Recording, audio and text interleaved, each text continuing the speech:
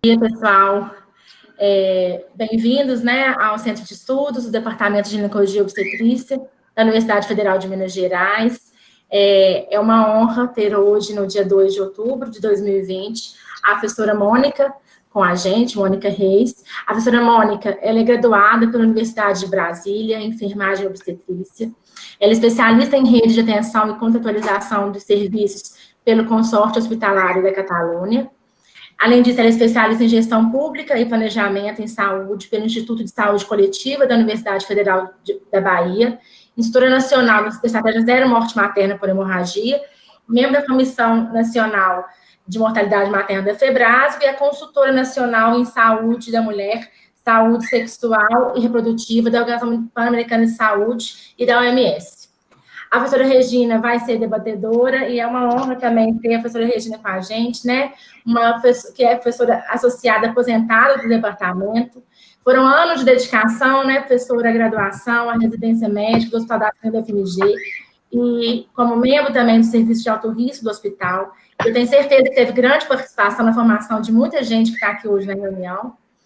Atualmente, ela é consultora da coordenação materno-infantil da Secretaria Estadual de Saúde do Estado de Minas Gerais e também é instrutora nacional da Estratégia Zero Morte Materna por Hemorragia da OPAS, do Ministério da Saúde. É uma honra enorme, tenho certeza que vai ser sensacional, tá? Muito obrigada por ter aceitado, pela disponibilidade, professora Mônica. Bom dia a todos e todas, é uma grande satisfação, agradeço em nome da Organização Pan-Americana, Organização Mundial de Saúde pelo convite, dizer que é uma satisfação pessoal estar nesse departamento, em que eu conheço alguns professores, tenho a honra de trabalhar ao lado de alguns, quero cumprimentar de forma especial a direção da faculdade, professora Mariana, pela iniciativa do Centro de Estudos, andei pelo canal de vocês e vi que tem excepcionais aulas, estou realmente muito honrada em poder discutir esse tema tão relevante para nós e tão caro, que é a vida das nossas mulheres. Queria, então, agradecer de uma forma muito carinhosa a professora Regina, pela companhia, pelo debate, pelo apoio de sempre, e todos os professores que também não são da obstetrícia, que se dispõem a fazer uma discussão de um tema tão especial. Gostaria, mais uma vez, de dizer que estou à disposição, sem a pretensão de esgotar o tema, e apenas trazer algumas informações que, sem dúvida, os senhores já as têm, mas com uma leitura que a gente espera contribuir de alguma forma para os professores, para os residentes e para todos os convidados da reunião. Muito obrigada ao Centro de Estudos pelo convite. O que nos foi então, desafiado pela professora Mariana, pelo professor Gabriel, a quem eu tenho o maior respeito. Gabriel, você é um excepcional professor, é um querido profissional, as mulheres que se beneficiam da sua assistência, os alunos que se beneficiam da sua docência, e nós que nos beneficiamos da sua amizade, somos muito gratos por toda a sua dedicação pela vida das mulheres. Então, com a licença do departamento, eu vou dedicar essa aula ao professor Gabriel, que é incansável na luta pela vida das mulheres, viu, professor? Esse tema é a redução da mortalidade materna, nós vamos falar dos antigos e dos novos desafios. Gostaria, então, de compartilhar com todos algumas diretrizes da região das Américas e do Caribe, que nós utilizamos também aqui no país, né, em consonância com a cooperação que temos com o governo brasileiro, com o governo dos estados e dos municípios, que é a Estratégia Mundial para a Saúde das Mulheres, das Crianças e dos Adolescentes. E o plano que o Conselho Diretor da OPAS aprovou para implementar essas ações, que dialogam diretamente com a Agenda 2030, com a Agenda de Saúde Sustentável das Américas e com os ODS, ele traz para mim dois grandes pontos que eu gostaria de iniciar compartilhando com os senhores e senhoras, que é proteger os ganhos que já obtivemos até aqui e fechar as brechas existentes para continuar assegurando vidas saudáveis, bem-estar para as mulheres, para as crianças e para os adolescentes. Então, eu vou colocar no eixo da minha fala as diretrizes da Estratégia Global para a Saúde das Mulheres, das Crianças e dos Adolescentes. Antes da gente falar de desafios, vamos falar um pouco de ganhos, né? De que cenário a mortalidade enfrentou numa série histórica de 1990 a 2017 no nosso país. a gente tem aí uma informação, um gráfico oficial do Ministério da Saúde, que mostra que nós tivemos 54,5% de redução na mortalidade materna. Na região das Américas, de 2015 para cá, se intensificou um plano de aceleração da redução da mortalidade materna, porque se entendia que a gente tinha uma meta importante em alguns países, pactuada no âmbito dos ODMs ainda, que era reduzir a razão de morte materna em 2/3. Eu trouxe esse slide que eu usei ontem numa reunião mensal lá da Maternidade Risoleta, que foi gentilmente cedido pelo departamento, pelo Comitê Estadual de Prevenção de Mortalidade aí de Minas Gerais, que mostra as causas de óbitos maternos em Minas Gerais no ano de 2018. Eu trouxe esse recorte desse slide para lembrá-los que quando a gente fala de morte materna, nós não podemos, obviamente, sair do contexto que nos alcançou, que é a pandemia, nós não podemos falar fora do nosso novo normal, mas nós também não podemos deixar de pensar que a mortalidade por causas diretas não deixou de existir. E aí é um duplo desafio de reduzir morte materna que a gente já vinha vivenciando no novo contexto de pandemia, e só para lembrar que no estado de Minas Gerais, a primeira causa de óbito é a hemorragia.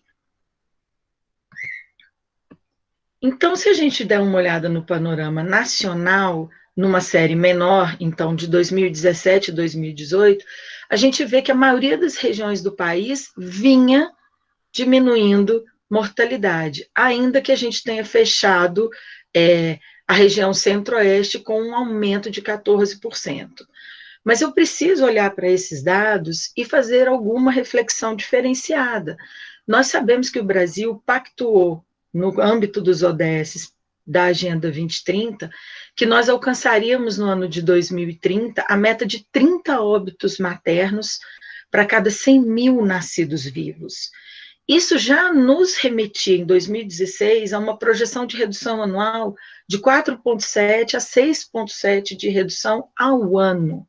E estudos têm mostrado que, neste ambiente de pandemia, nós podemos ter um incremento de morte entre 9% e 40%. Então, estamos vivendo um momento de desafio sobre desafio. Esse vírus que está comprometendo as nossas vidas, está levando a vida das mulheres, especialmente de forma diferente com o comportamento de gestantes e puérperas no Brasil. Bom, quem já me conheceu, e a honra que eu tenho de conhecer alguns professores do departamento hoje, eu gosto muito de dialogar com fotos, porque mais que números, todas essas informações retratam vidas, retratam histórias, retratam nomes que tinham sonhos, que tinham planos, e que, ou por uma causa direta, ou por incidência da pandemia, perderam as suas vidas no momento em que decidiram, o que vivenciaram, ainda que não de uma forma planejada, o ciclo gravídico puerperal. Nem as mulheres estão preparadas para ter esse momento de geração de vida interrompido, nem as suas famílias, e nem nós profissionais e gestores. Então, perder uma vida no ciclo gravídico puerperal tem que nos incomodar sobremaneira, especialmente porque nós estamos falando de uma morte que é causada, na maioria das vezes, por um fator evitável. Então, à esquerda do vídeo, a gente tem uma jovem piauiense que morreu no seu pós-parto imediato, e à direita é uma imagem pública que veio à mídia de um dos primeiros casos comentados na mídia de gestante que faleceu por Covid no nosso país. Então, a diferença entre elas foi o tempo e a causa, mas as duas perderam suas vidas. Então, a gente tem trabalhado na OPAS com alguns direcionamentos da região que o país tem também se beneficiado e dialogado com as diretrizes que o Ministério da Saúde tem colocado, que nós precisamos sustentar as conquistas que já estivemos em saúde pública até agora, então remete à estratégia global, mais uma vez, de não perdermos as conquistas. Temos um desafio grande de manter a oferta de serviços necessários às mulheres que estão em idade fértil, não apenas os serviços essenciais para as gestantes, mas para todas as mulheres em idade fértil, mas em particular as gestantes. A gente precisa lembrar e encarar com verdade de que muitos profissionais, especialmente da atenção primária, além daqueles que foram afastados pela sua própria condição impeditiva, né, de exercer durante a pandemia, nós também tivemos profissionais realocados na rede de atenção para conseguir fazer frente à epidemia, então, à pandemia. Então, nós tivemos muitos serviços que diminuíram a sua oferta e, com isso, diminuíram o acesso, e uma rede que já era diariamente desafiada em ampliação de acesso para a linha do cuidado materno e infantil, se vê aí com uma sobrenecessidade de manter continuados os serviços que atendem essas mulheres. Também temos aí a situação das medidas de restrição de circulação de pessoas e o fechamento de algumas unidades, e aí a gente fica com um número diminuído de consultas, ou então a gente fica com um início muito atrasado dessas consultas de pré-natal. O Ministério da Saúde faz, em algumas das suas apresentações, essa reflexão em que medida o Fica em Casa deixou as mulheres um pouco mais, assim como nós também, assim como os idosos, deixou as gestantes também um pouco mais confinadas e um pouco mais distantes do acesso às suas consultas, e para isso o Ministério tem colocado uma série de ferramentas que tenta potencializar o acesso das gestantes nessa situação. E aí isso também tem provocado uma detecção tardia de alguns problemas relacionados à gravidez, como diabetes, como hipertensão, ou problemas que vão afetar diretamente o feto, e isso tudo tem colocado o desafio de reduzir morte materna, com poucas consultas de pré-natal, com consultas de pré-natal um pouco diferentes, e com, às vezes, dificuldade de realização de alguns exames necessários ao acompanhamento desta mulher. E aí a gente vem com uma outra situação em camada, que vem se sobrepondo, que é a escassez de informações científicas também em relação ao SARS-CoV-2 na gravidez e no feto. Voltando, então, para o nosso marco conceitual que eu trouxe para essa reflexão junto aos senhoras e senhores, a estratégia global, então, ela traz 3 grandes diretrizes, que é a diretriz de sobreviver, prosperar e transformar. E um desafio muito grande agora está sendo fazer com que as nossas gestantes e puérperas sobrevivam.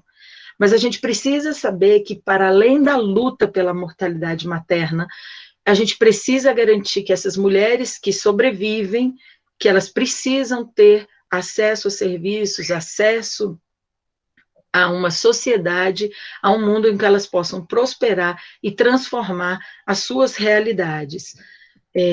Então, eu queria trazer aqui também 2 maranhenses, 2 mulheres que tiveram os seus desfechos favoráveis, que não tiveram os seus nomes, eu não vou dizer os seus dados, os seus nomes e as suas histórias colocadas nas estatísticas de mortalidade materna.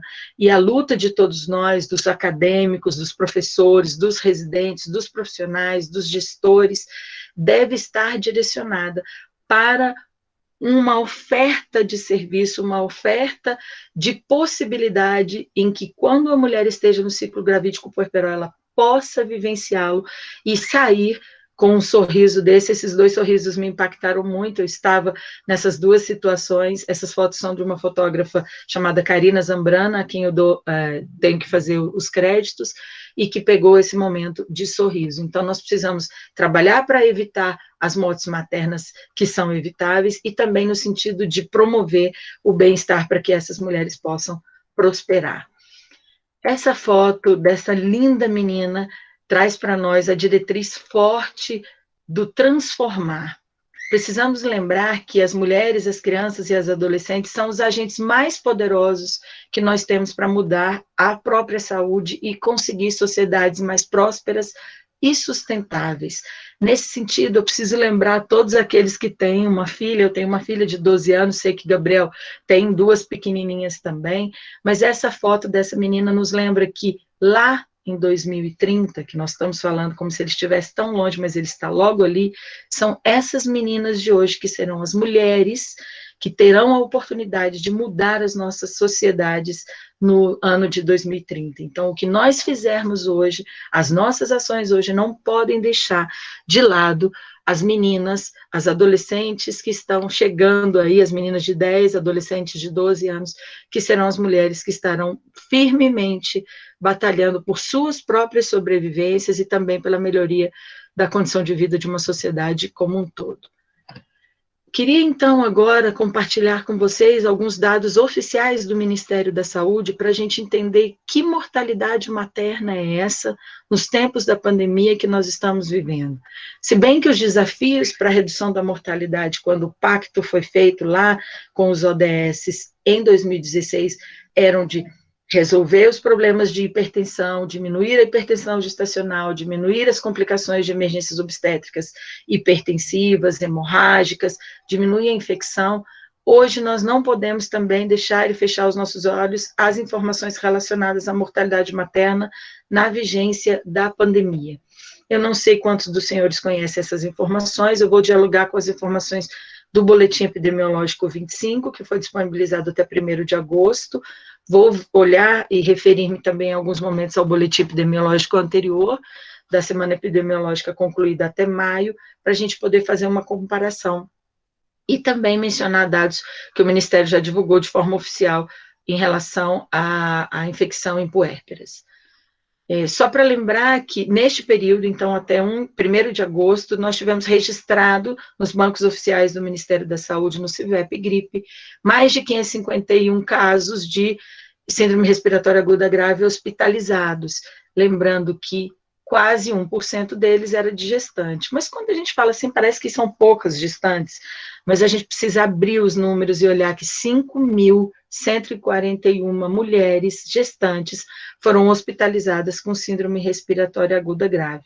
E dessas, quase a metade, 43,6%, 2.256 mulheres tiveram confirmação da hospitalização em decorrência de infecção pela Covid. E também precisamos lembrar que os dados ainda têm uma grande porcentagem, quase 20% deles estavam em investigação. Então, esses números podem sofrer alteração ao longo do período de investigação. Só para lembrar que é uma demonstração dos dados, uma análise extremamente simplificada das informações que colocaram, e já fica o convite para a universidade, para o departamento, para apoiar o Ministério da Saúde, a organização, nas análises mais aprofundadas, aqueles que tiverem interesse, para a gente continuar aí levantando as camadas dessas informações, para entender um pouco mais sobre que mortalidade é essa nos tempos da pandemia. Então, desses 2.256 casos que nós observamos, que foram confirmados a infecção por Covid em gestante, a faixa etária estava aí entre 20 e 29 e 30 e 39 anos. A maioria deles, então, estava nas mulheres de 30 a 39 anos, sendo que as pardas apresentavam mais casos, cerca de 1.032 casos, seguido das brancas, das pretas, das amarelas e das indígenas. E eu tenho que olhar para esse dado não só como um dado raça-cor, como se isso fosse uma informação menor.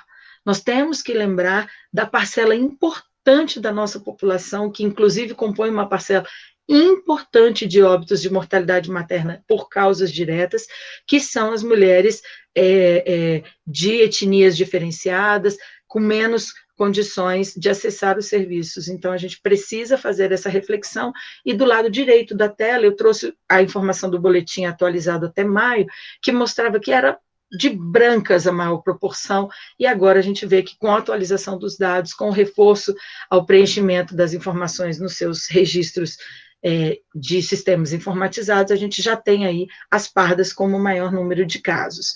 Mas eu preciso também lembrar os senhores que são professores, compartilhar a necessidade de fazer a discussão para o preenchimento dessas informações como informações tão relevantes quanto o CID, tão relevantes quanto a escolaridade, tão relevantes quanto as demais. E 512 casos neste período não tinham informação registrada sobre raça-cor. Outra informação importante era o trimestre, o tempo de gestação, a idade gestacional no momento da hospitalização. 1.450 casos das gestantes estavam no terceiro trimestre. Os estudos do mundo têm mostrado que essa é a idade gestacional que mais casos graves tem apresentado. Então, se nós olharmos agora os óbitos por síndrome respiratória aguda grave, nós vemos que 135, esse é um número que já está bem conhecido, né, bem sedimentado, 135 gestantes, ou seja, 67,8% das gestantes tiveram óbitos confirmados por Covid, e quase 40% delas são da região sudoeste, mas 30% também estão na região nordeste, dizendo que o desafio de enfrentar a mortalidade materna, ele se iguala em quase todas as regiões do país. Aqui, então, só para detalhar o perfil desses 135 óbitos de gestantes, a gente tem aqui que pelo menos 48% deles também tinham um fator de risco ou comorbidade, e que esse fator de risco, em sua maioria, era o diabetes. Assim como o diabetes já se apresentava lá em maio como primeira comorbidade associada, junto com a cardiopatia. E agora a cardiopatia parece estar em segundo lugar, mas jogando aí com diabetes as principais comorbidades que cursam com as mulheres que têm óbitos registrados por SARS-CoV-2. Outra informação importante disponibilizada pelo Ministério da Saúde é que desses 135 óbitos de gestante por Covid, 54,8, ou seja, 74 mulheres foram internadas em UTI, e dessas 74, 54 fizeram uso de ventilação mecânica.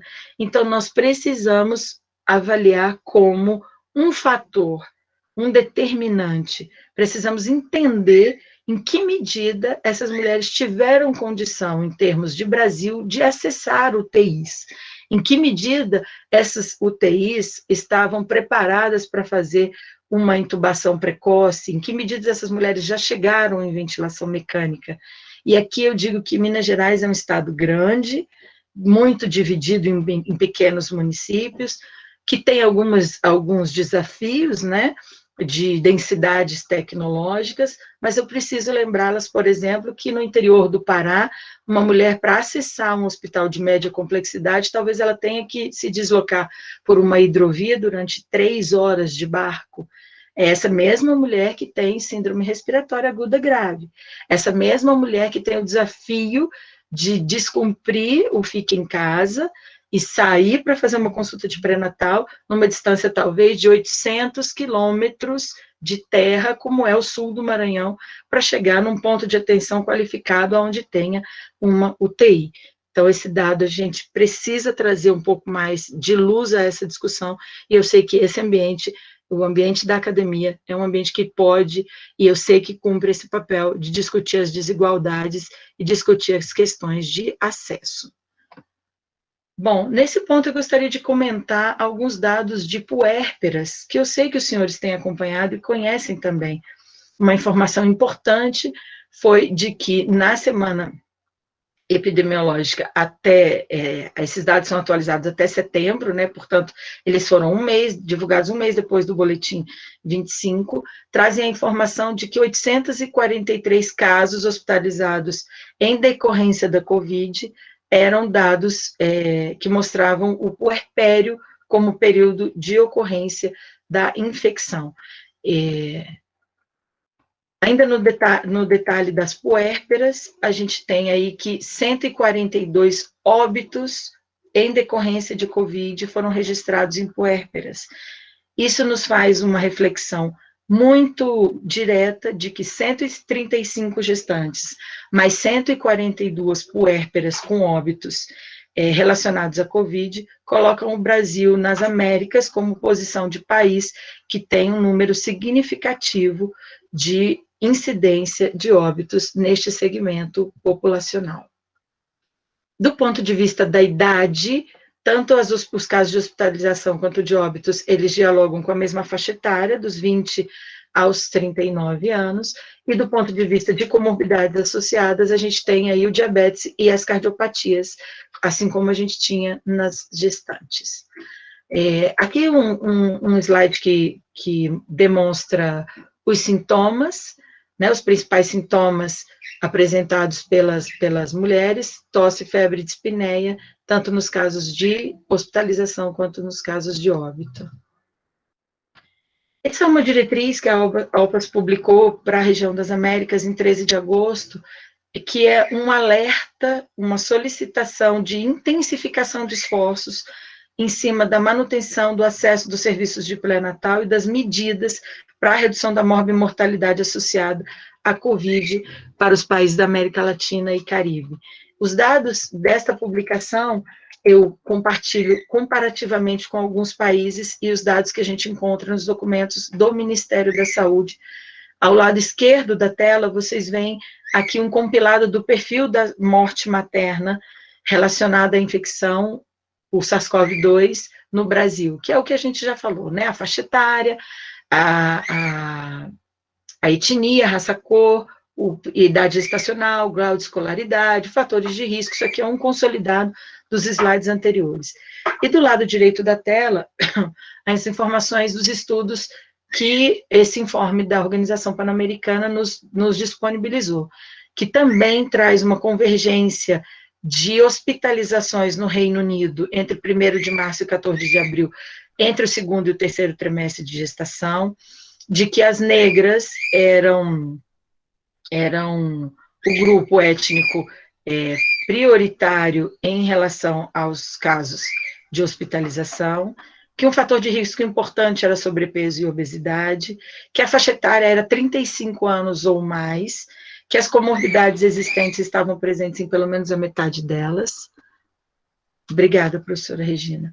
E que 41 mulheres desse estudo, dessas 427, foram internadas e necessitaram de suporte respiratório, e 5 delas morreram. Então, a gente está falando de uma coorte de 427 gestantes, onde 5 morreram. Esse é um outro estudo comparativo que eu trago para a nossa discussão, que foi realizado na Espanha, e as informações mais relevantes são que foi feito o teste, né? Então, o teste foi realizado em 874 gestantes, na sua primeira consulta, durante o 1º trimestre, e no momento do parto, e em 3 hospitais de Barcelona. E a sobreprevalência foi semelhante nas mulheres no primeiro e no terceiro, sugerindo que o risco da infecção ele está para toda a idade gestacional, diferente do óbito que a gente verifica que acontece as suas complicações maiores no final da gestação. Então, a proporção de mulheres sintomáticas quanto a de mulheres que necessitaram de hospitalização foram maiores naquelas que estão no 3º trimestre, estavam diferentes das que estavam no 1º. Mas eu não seria coerente com meu próprio lugar de fala se eu não lembrasse que esses não são apenas números, que essas tantas vidas tinham planos que foram interrompidos, tinham sonhos, elas sonharam conhecer os seus filhos, elas sonharam criar os seus filhos, elas deixaram famílias mais vulneráveis. A gente tem uma série de publicações que falam da implicação de uma família, de um filho que segue a sua vida sem a presença da mãe, que é perdida durante o parto ou o puerpério. E também nós não podemos deixar, e esse é um lembrete que a diretora da nossa organização sempre faz, de que as sociedades ficam muito mais pobres quando a gente tem uma morte materna no nosso território.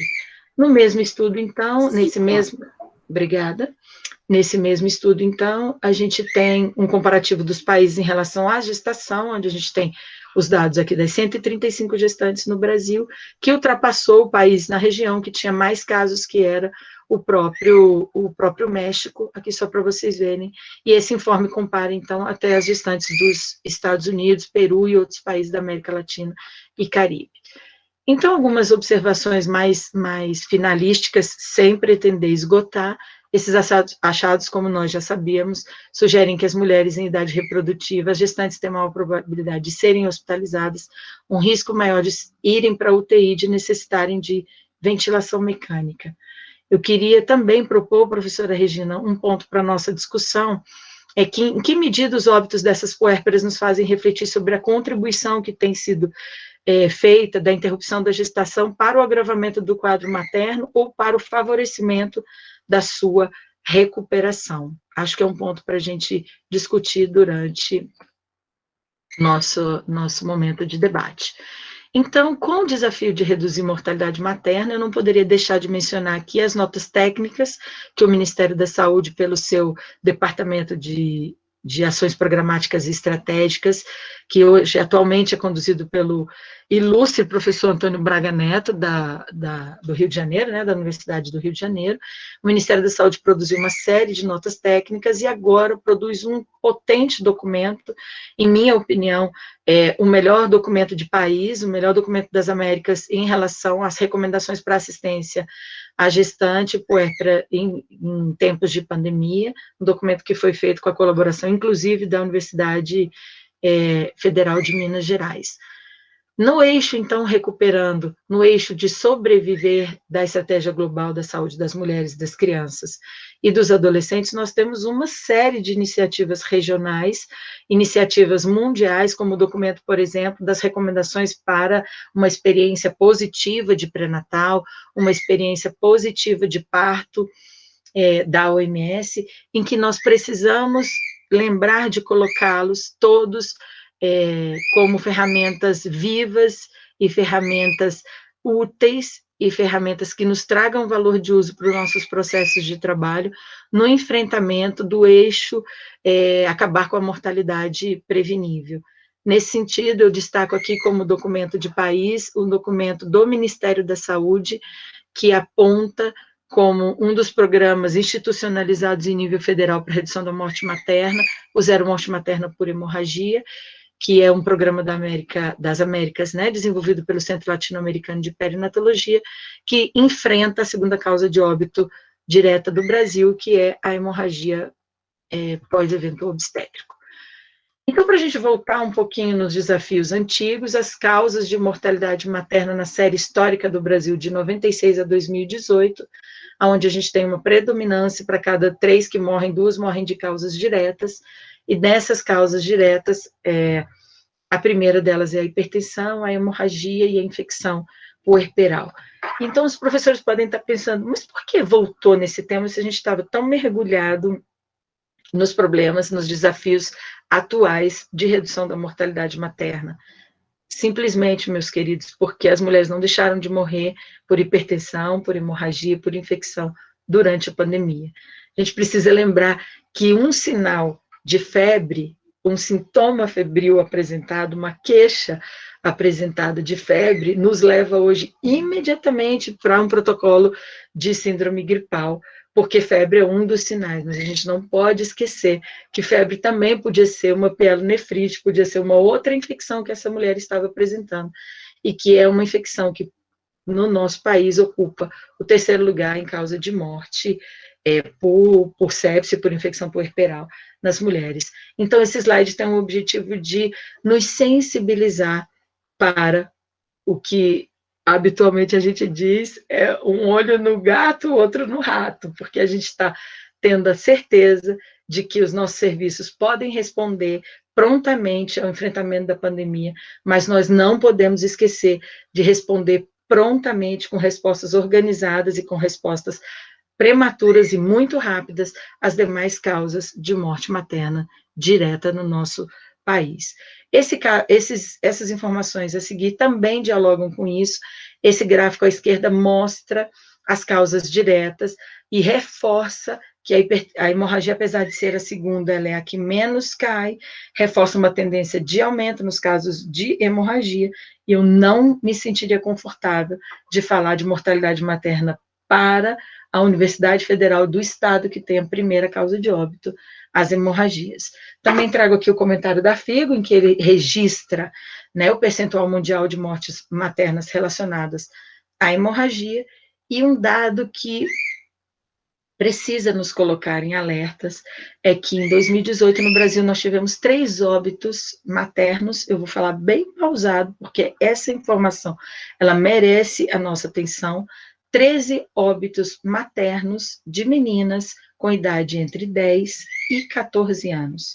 Uma idade que no Brasil, inclusive, a gestação é reconhecida como um crime, que até essa idade, mesmo com o consentimento, é considerado uma violência. Então, nós temos aí 13 óbitos maternos de meninas com idade entre 10 e 14 anos, e 17 óbitos maternos de mulheres entre 45 e 49 anos, uma faixa etária mais avançada em termos de idade para vivenciar o ciclo reprodutivo. Então, nós também tivemos, e esses números são importantes.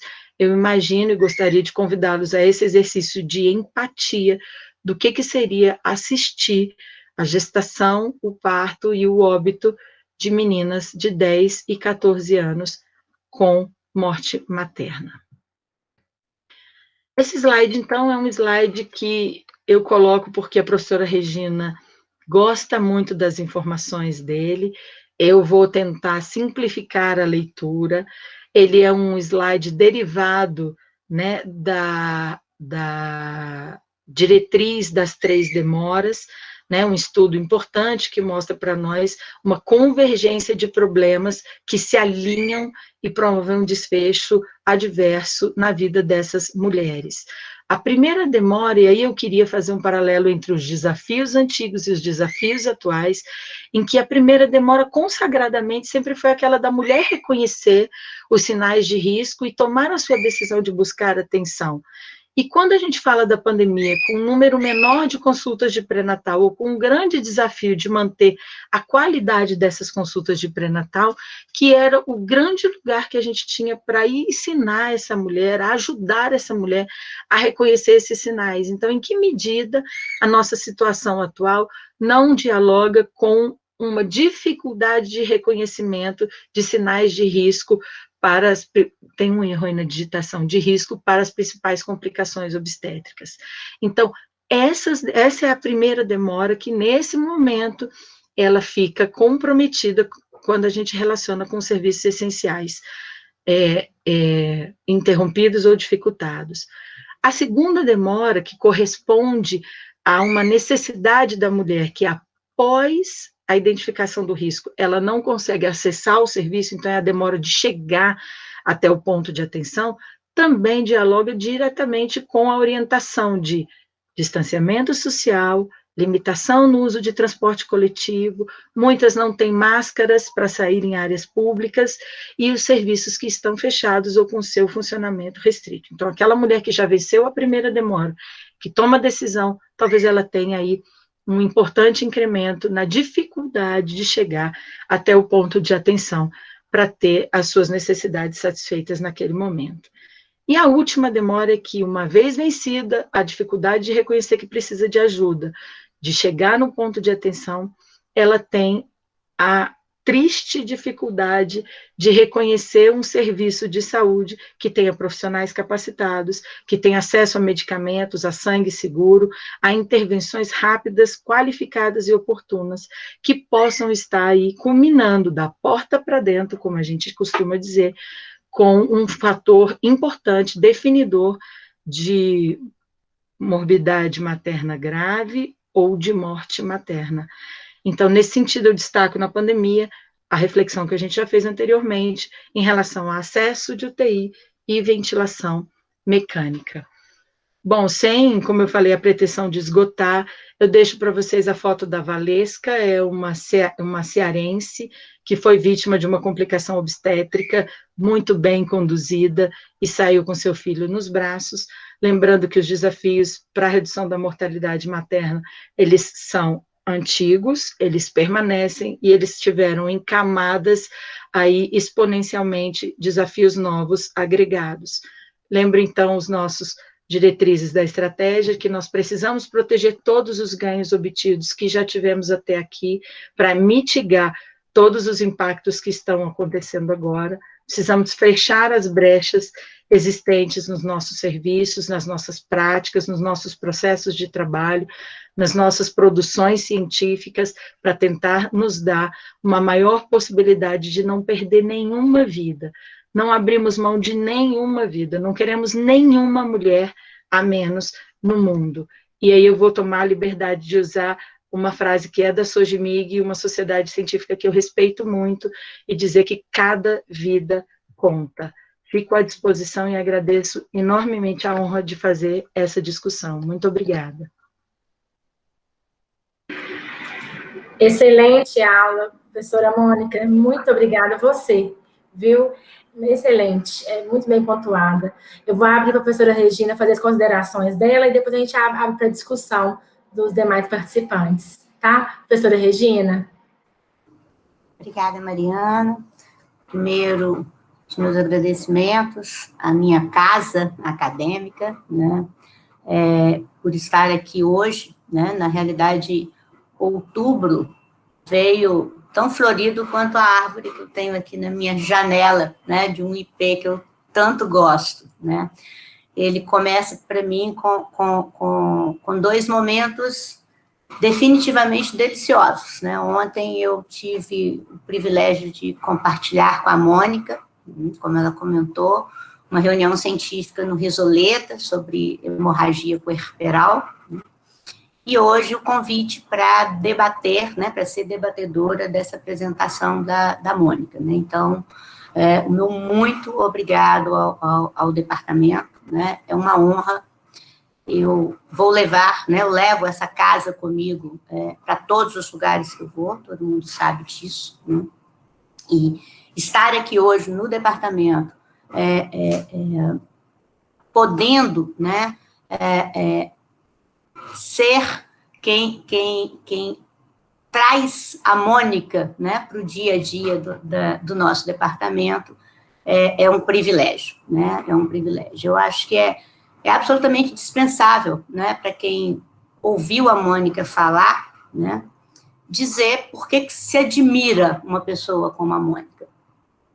A Mônica tem uma capacidade, né, de transformar o conhecimento técnico, né, num olhar de pessoas, né, num olhar para as pessoas, né, que é absolutamente único e absolutamente encantador, né? Então, a Mônica sabe, eu repito isso por várias vezes, né?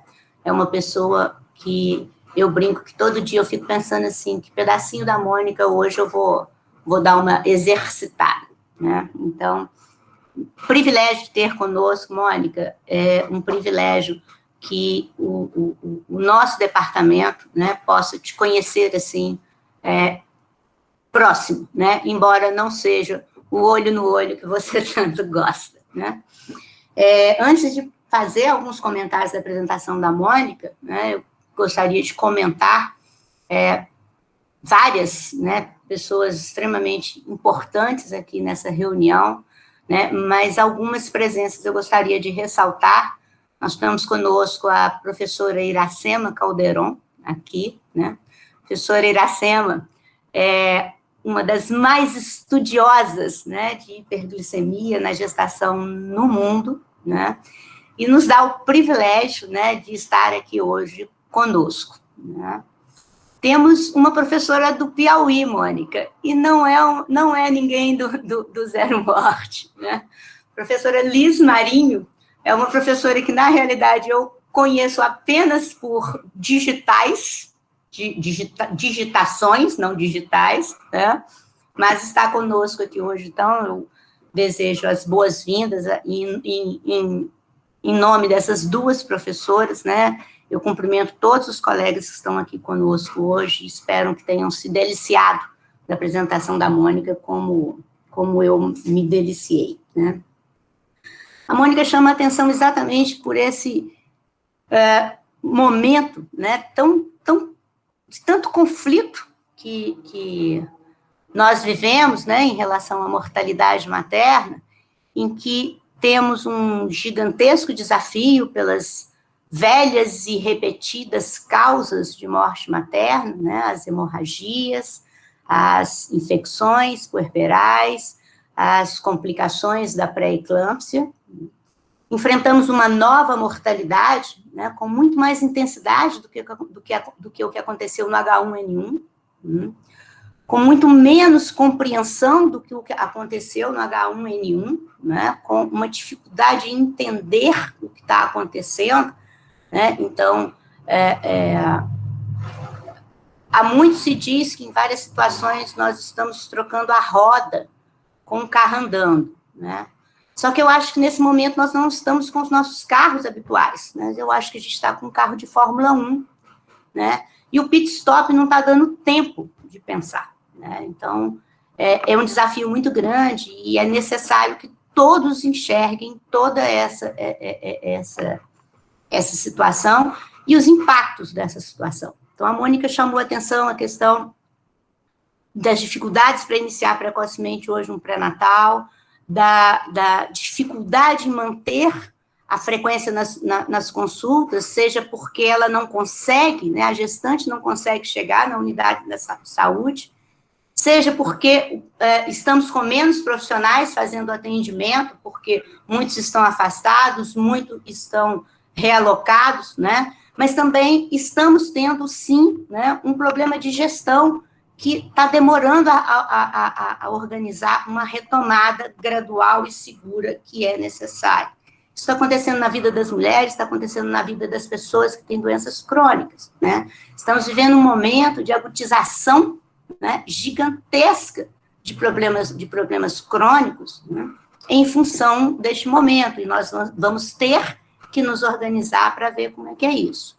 E eu gostaria de lembrar um outro ponto, né, que no slide que a Mônica comentou, que eu gosto muito das 3 demoras, né, a demora antes da primeira demora, né, que neste momento, né, tem um recorte também muito preocupante, que é a dificuldade de acesso a serviços de saúde sexual e reprodutiva. Isso gerando um número de gravidezes não planejadas, não desejadas, ou ocorrendo numa condição clínica da mulher inoportuna muito maior, isso gerando interrupções inseguras da gravidez, isso incrementando aquele 1/3 de causas indiretas que a Mônica chamou a atenção, por causa do acesso, né?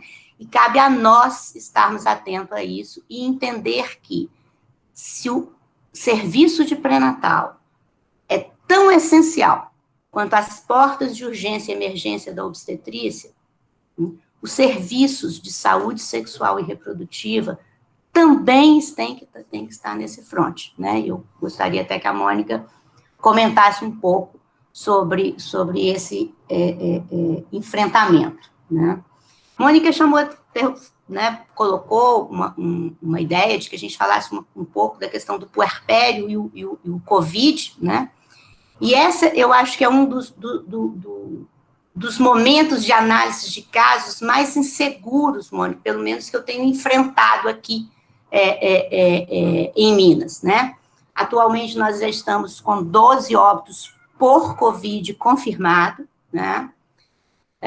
Nós não estamos tendo em Minas, né, dos dados que nós conseguimos do sistema de informação formal, CIVEP-GRIP, né?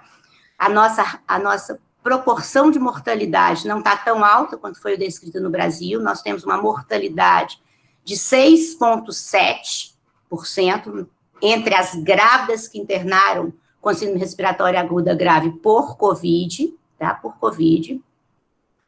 Mas nós temos, isso representa 3,3 vezes a mortalidade das pessoas não grávidas que estão se internando por síndrome respiratória aguda em Minas Gerais.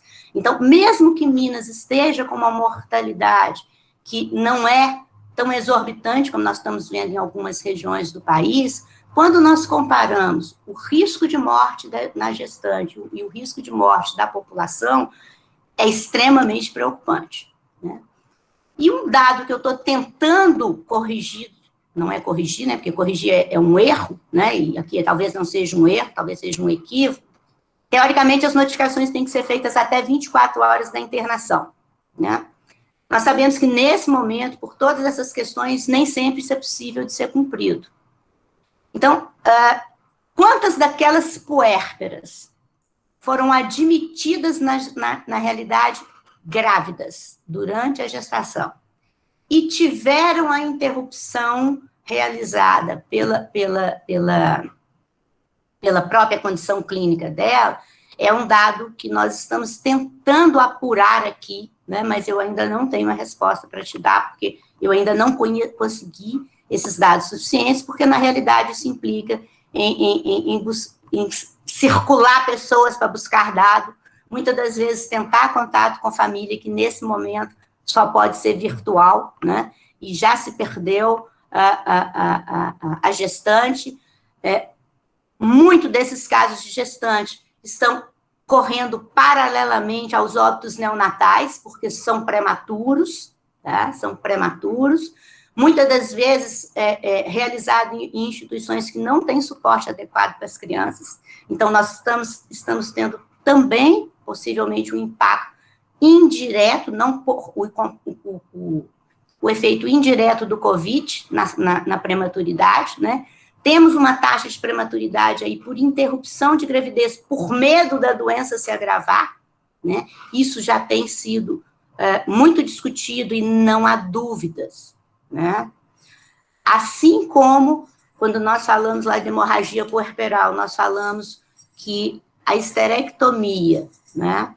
Ela, dependendo do momento em que ela é feita, ela pode salvar ou afundar de vez essa mulher para a morte, né? A interrupção da gravidez, uma infecção por Covid, pode fazer a mesma coisa. Então, uma mulher que está com sintomatologia leve, sintomatologia moderada, né? Que não tem uma insuficiência respiratória para a qual a condição crítica da mãe exige a interrupção da gravidez, né? Fazer um parto neste momento, né, é agravar a condição clínica dessa mulher. Né? Toda a resposta inflamatória dela, né, vai ser extremamente exacerbada, né? Então, esta é um ponto extremamente importante para todos nós, né? Sejamos nós da obstetrícia, sejamos nós da ginecologia, sejamos nós de uma família que tem uma gestante com Covid, né? Antecipar um parto porque está com um exame positivo, porque está com sintoma gripal leve, porque vai que ela piora. Não, o parto vai piorar, né? Tá? Então, acho que esse é um ponto extremamente interessante que você colocou, né? E aquela mulher que está numa situação crítica, tenha certeza, né? Se ocorreu o parto, tá? Ela vai agravar. Então, avalie muito, né, se esse parto é realmente necessário nesse momento. É lógico que vão existir situações em que a nossa única opção vai ser o parto, tá? Então, existem coisas que nós conhecemos hoje, né, que não conhecíamos há 2, 3 meses atrás. Outro dia eu estava vendo um colega de UTI falando, olha, hoje as fotos das pessoas em pronação nas UTIs no início da pandemia eram tidas como coisas aberrantes. Hoje ela é tida como primeiro cuidado, entube e põe em pronação, né? Isso tem modificado muito fundamentalmente, né? Outra coisa que a Mônica chamou a atenção, que é extremamente importante, é não poder perder em nenhum momento de vista que o olhar continua, mais do que nunca, sendo necessário como um todo, né? Existem várias causas de febre. É óbvio que hoje qualquer sintoma gripal, qualquer coriza, tem que trazer também a possibilidade de Covid à mente. Mas nada do que a gente pensava antes pode ser negado. Pode ser negado. E aí nós vamos estar falando de infecção puerperal, nós vamos estar falando de abortamento infectado, nós vamos estar falando de pielonefrites, nós vamos estar falando de qualquer doença infecciosa que leva à febre, né? Que leva à febre. E a questão da mortalidade nos extremos de idade, né? Porque 13 óbitos em crianças de 10 a 14 anos por complicações da gravidez, né? Não é um número, a Mônica disse, cada número tem um nome, tem uma história, tem uma vida interrompida. No mínimo uma, né? Geralmente várias vidas interrompidas, né? Várias vidas interrompidas, porque eu costumo dizer que quando tem uma morte, né, de uma criança de 10 a 14 anos por causa de uma gravidez, a gente tem, na grande maioria das vezes, 2 mortes maternas. Morreu essa menina, que vai para a razão de morte materna, né?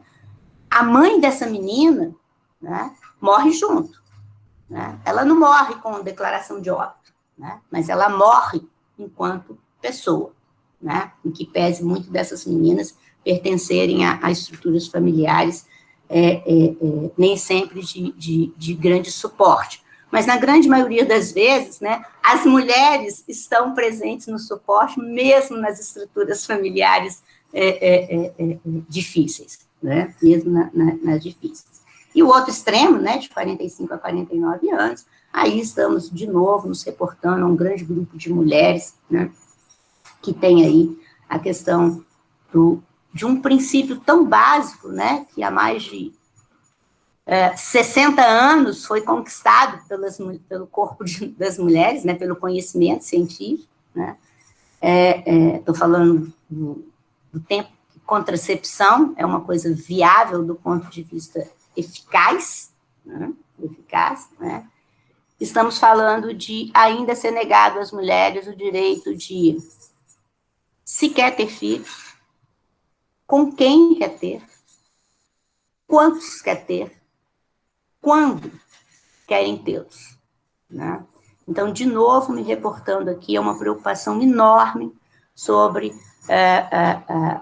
as interrupções, né, e a falta de acesso atual em saúde sexual e reprodutiva para as mulheres, como forte impactante também nas taxas de mortalidade aí, como efeito secundário do Covid, né?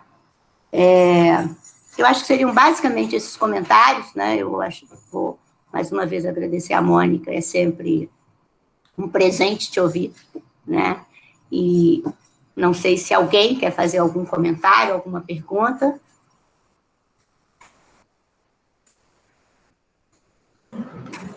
Professora Regina, sempre brilhante e clara, né? A gente, na verdade, tem sempre presente de te ouvir também, viu? Muito obrigada.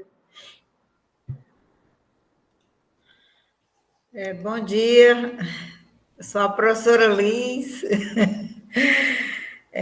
Fiquei muito feliz de estar aqui, agradeço ao professor Natan, né, que me aproximou da professora Regina.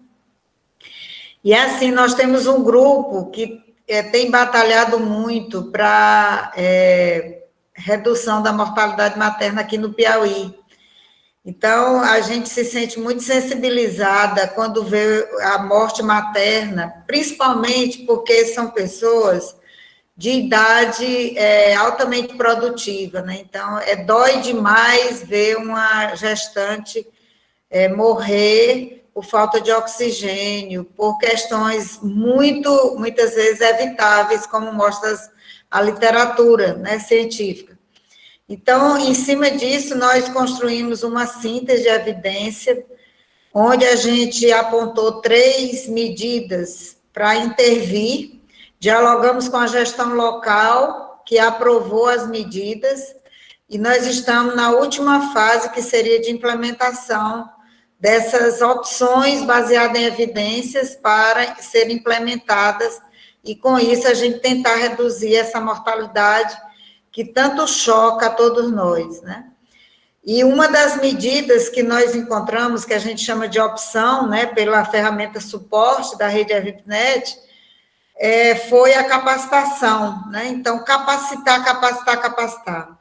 E, em cima disso, nós estamos implementando um curso que será lançado dia 7 de outubro, às 14h30, É um curso com 4 módulos: hipertensão, hemorragia, infecção urinária e diabetes gestacional. Nós montamos 2 módulos, hipertensão e hemorragia, onde a gente vai tentar capacitar médicos e enfermeiros da atenção básica para estabilizar, para conduzir, para referenciar de forma que essa gestante tenha uma assistência melhor e isso impacte nessa redução. Um outro ponto que a gente tem trabalhado muito são as dissertações de mestrado, que a gente faz parte, que é o mestrado de saúde da mulher, o mestrado profissional da área medicina 3, onde a gente procura colocar as mestrandas também utilizando a síntese e criando ferramentas para que reduza essa mortalidade. E uma das ferramentas são os softwares de monitoramento da gestante de risco, porque essa gestante de risco, ela se perde na rede. Então, quando ela sai da atenção básica para a obstetrícia, que ela retorna, parece que ela se desconecta de toda a rede de assistência. Então, a gente quer acompanhar de perto essa gestante de risco, até mesmo para ela se tornar de baixo risco, e não avançar no risco, né? Então, são estratégias que nós aqui, o nosso grupo, tem trabalhado, e é um grande prazer estar nos aproximando dessas pessoas que trabalham também com esse mesmo propósito, né? Muito obrigada pela oportunidade, e estamos abertos, né, para novas parcerias, né? Teve também um edital do CNPq, que nós inscrevemos um projeto, onde a proposta do projeto será acompanhar, além de melhorar o sistema de informação, criando um sistema mais fácil para a gestão, de acompanhamento desses dados da gestante. A proposta também propõe fazer um georreferenciamento da gestante de risco. Então, é acompanhar a gestante de risco através do georreferenciamento. Mas edital a gente não sabe se ganha, né? Então, foi muito bonita a proposta que a gente escreveu lá, mas a gente não sabe ainda se vamos ser contemplados. É isso aí. Obrigada, pessoal.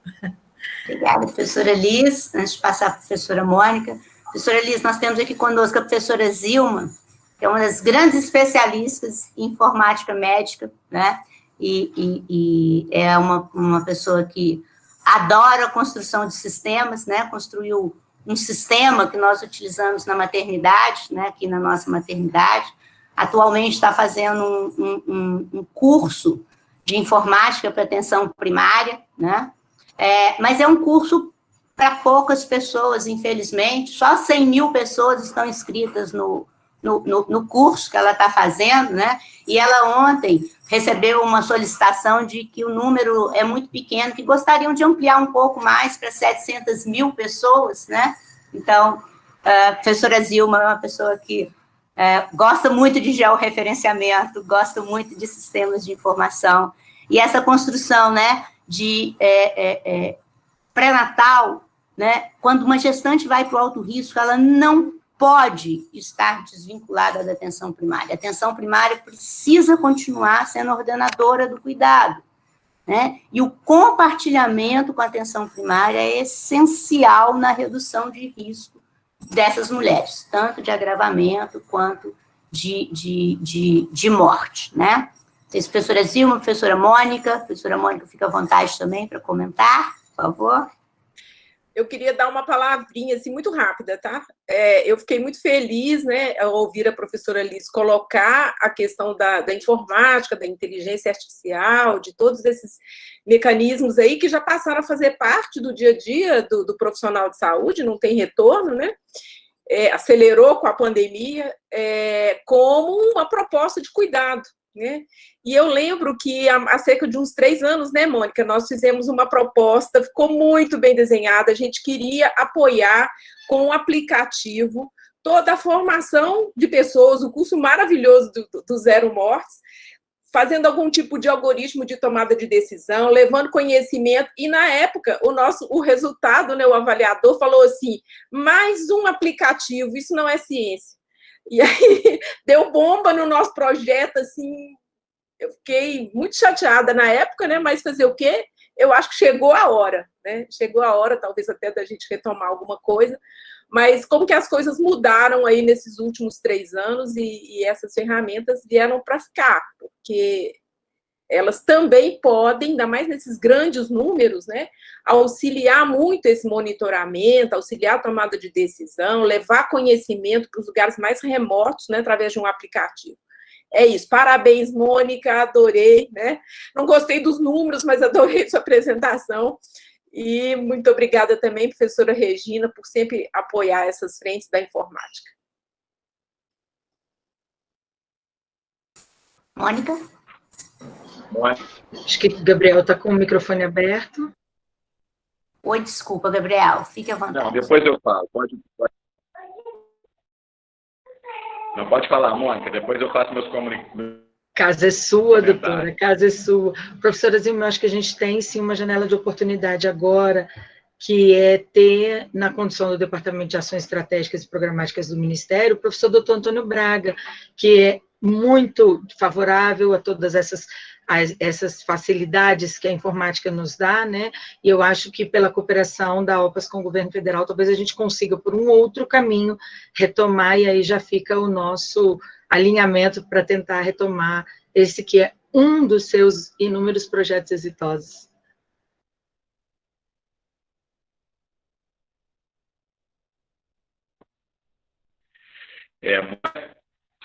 Professora Regina, sempre é uma satisfação, né, discutir com vocês o tema da mortalidade materna. Realmente ele é impactante e às vezes nós desconhecemos os números, as causas, e às vezes isso limita as nossas formas de ação.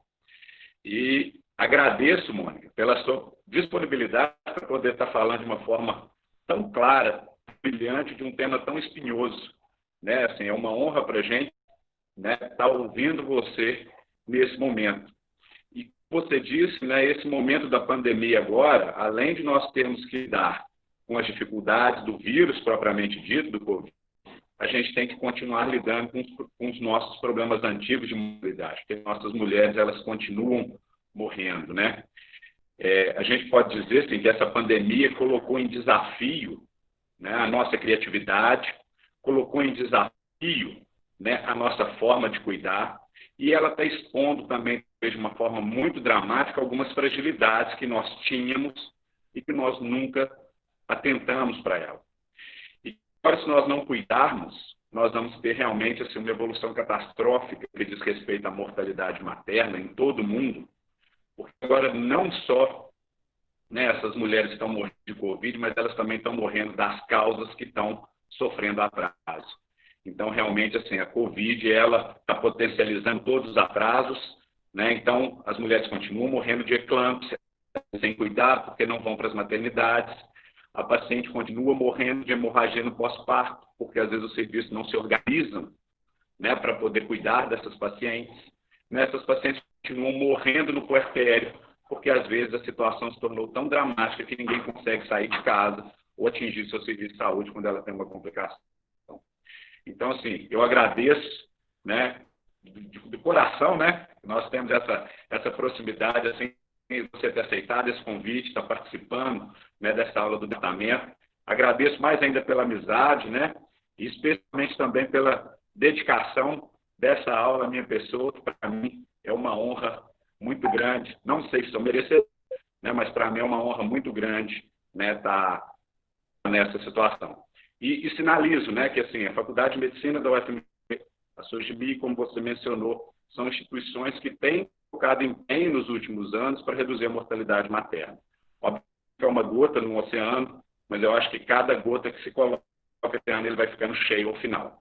Então, acho que nós não podemos, né, assim, sair dessa busca incessante de reduzir a mortalidade materna, porque realmente cada morte de uma mãe não é simplesmente um número. É uma história que se perde, né, uma família que se desestrutura, né, um país que realmente ele passa a sofrer, não só no seu futuro. Muito obrigado, viu, Mônica, por todas as suas considerações, foram realmente muito interessantes, pontuais. E professora Regina também, como sempre, fazendo considerações, né, abraçando essa causa, né, Regina? Sempre, né, sempre foi uma estudiosa do tema da mortalidade, buscou muito, né, reduzir a morte materna, sempre foi um exemplo, gente, dentro da nossa instituição, né, uma referência, né, de como se portar diante, né, de uma gestante, diante de uma poeta. Então, agradeço a participação de vocês duas, é realmente um privilégio participar dessa reunião.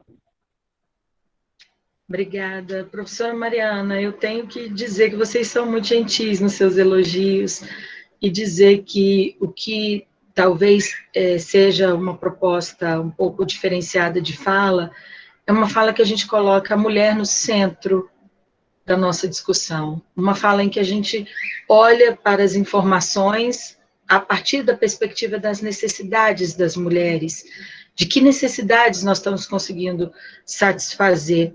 Eu acho que esse é a singela contribuição que nós podemos deixar, de seguir colocando as diretrizes para o cuidado integral, para o cuidado das famílias e para o cuidado centrado realmente nas necessidades das mulheres. Eu acho que lá no início da pandemia eu participei de alguma discussão, que eu já não me lembro exatamente qual foi, em que a gente dizia, bom, mas como que eu vou deixar ela sem máscara no trabalho de parto? Como que eu vou deixar um acompanhante de livre escolha e a instituição não tem EPI para eu ficar entrando e saindo toda hora para fazer o cuidado? Também não posso ficar no cuidado 1 para 1 com essa mulher. E a gente dizia, bom, eu também tenho o direito como profissional de saúde de não ficar exposto a essa mulher durante o puxo, na hora que ela está liberando aí um monte de aerosol naquelas que são já sabidamente contaminadas, enfim, uma série de reflexões que a gente fazia, e sempre com a conjuntura de pensar como o desafio de garantir a proteção do profissional, garantir os direitos que a mulher tinha ganho até aquele momento e enfrentar essa pandemia. Professora Regina, eu acho que o termo do carro de Fórmula 1, agora eu vou usar, porque o stop and go está cada vez mais curto, porque o pit stop está cada vez mais desafiador. Professora Mariana, mais uma vez, quando eu assisti às aulas lá do vídeo, né, do canal lá de vocês, eu realmente percebo quão intensas são as discussões. Eu vi uma aula do professor Ernesto, quão intensas são as informações trocadas nesse momento que o Centro de Estudos propicia.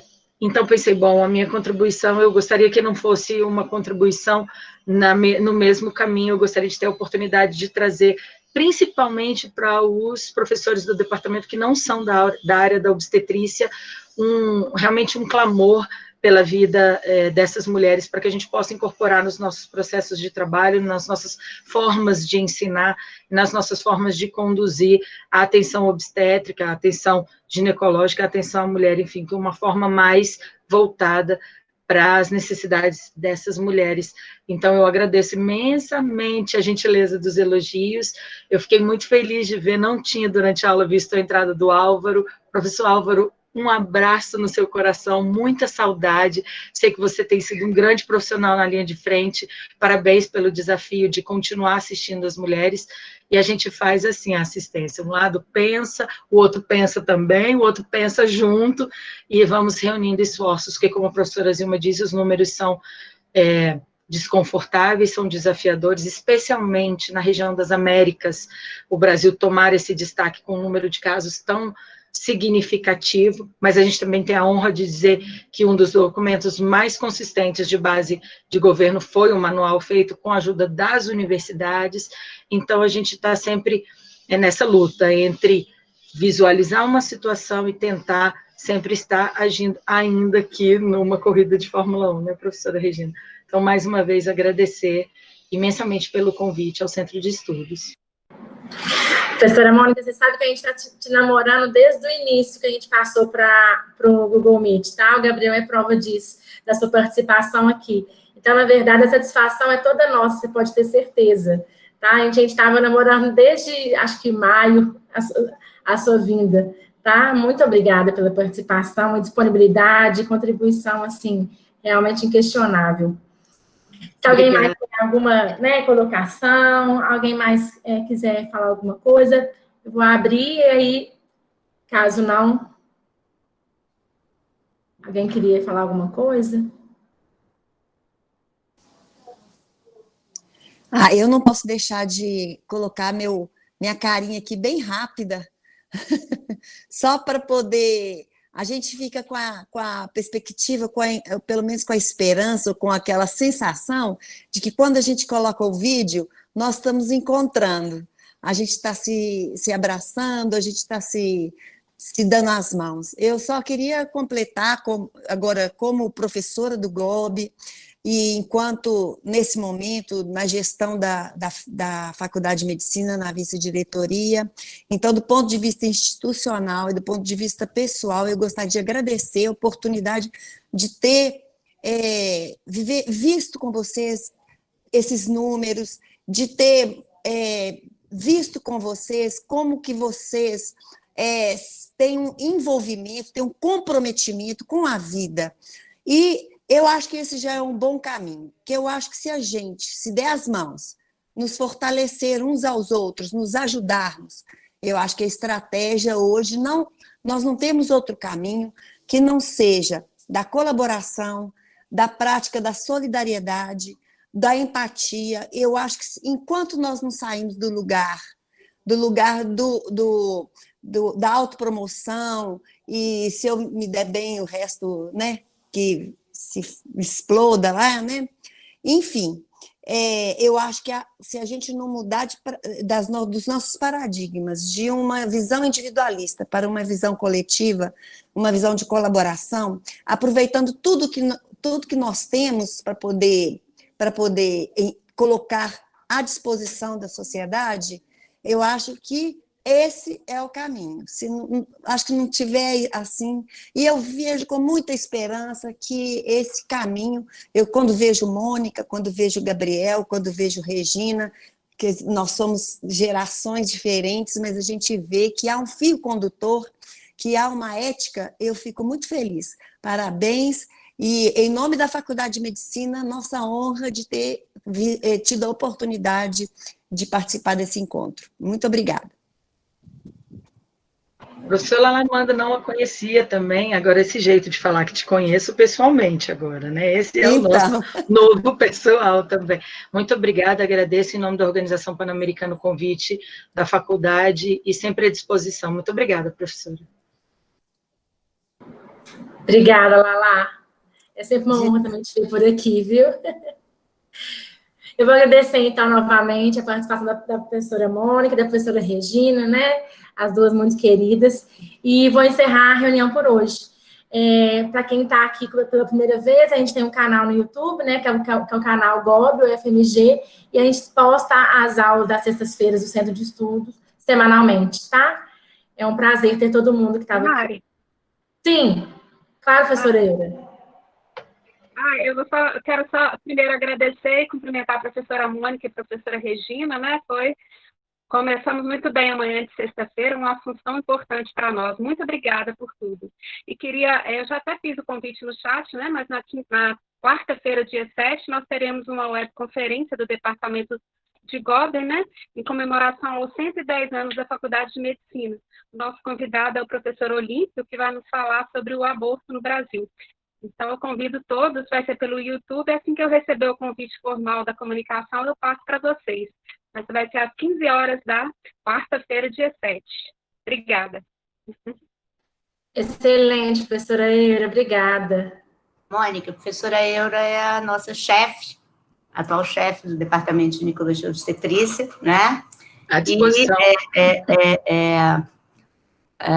O dia que ela me ligou, contando, né, assim, a decisão do departamento, né, no momento de mundo que nós vivemos, no momento de pandemia que enfrentamos, né, e nos desafios diários da saúde da mulher, né, quando ela me disse que o departamento escolheria, né, este tema, né, trazendo o Olímpio, né, foi daqueles momentos em que eu pensei, falei, que bom que essa é a minha casa acadêmica, tá? Então, assim, eu esqueci até de comentar com você sobre esse evento da semana que vem, né? Mas, assim, muito orgulho, Eura. Você sabe o tanto que eu estou orgulhosa, né, da nossa casa, né, poder nos oferecer essa reflexão. Parabéns, professora. Obrigada. Parabéns pelos anos, né, pela secular aí, comemoração da faculdade. Eu vou tentar acompanhar à distância. Semana que vem nós estamos com uma etapa importante de uma cooperação da OPAS com o Ministério da Saúde, Ministério da Educação e Conselho Federal de Enfermagem, que é o Laboratório de Inovações em Enfermagem, para a valorização da enfermagem no Ano Internacional da Enfermagem. Nós vamos estar avaliando algumas experiências no Rio de Janeiro, na última fase já das experiências inovadoras. Então, semana que vem eu vou acompanhar à distância esse evento, sem dúvida nenhuma de relevância altíssima, e já parabenizo o departamento pela comemoração. Obrigada, professora. Ótimo. Então, acho que a gente finaliza, né? Foi importante demais a professora Iara falar nesse evento mesmo. Mais uma ótima sexta-feira a todos. Muito obrigada pela participação e contribuição, tá? Nós estamos sempre por aqui, às sextas-feiras. Obrigada, Mari. Obrigada a todos. Tchau. Tchau. Bom fim de semana. Obrigado. Para nós. Obrigada. Obrigado, professora Regina. Um abraço a todos. Obrigada, tchau.